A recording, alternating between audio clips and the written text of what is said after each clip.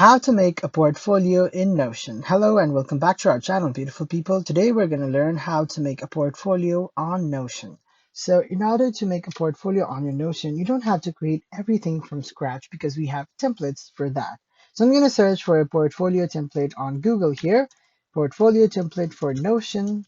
I'm going to see the results. So just like that, you can go to Notion's official website and browse for any portfolio website or a template that you can use. So I'm gonna see the free version here instead of paid.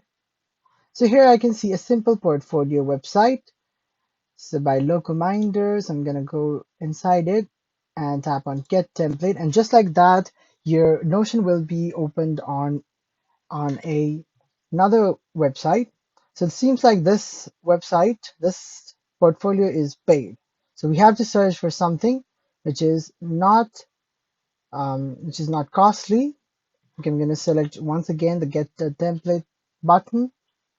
So yeah, it is not for free. So we have to look for something that is free of cost. So yeah, this one is free. Design Portfolio is free.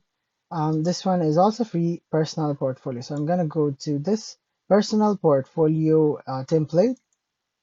So just like that, it will now ask for a workplace where you can add the portfolio template. So I'm going to add to private right now, and it is setting up everything. It's duplicating the free portfolio template to your workplace. So voila, now you can customize this portfolio by, changing the name and putting your projects right here, and putting your services and everything, just like that.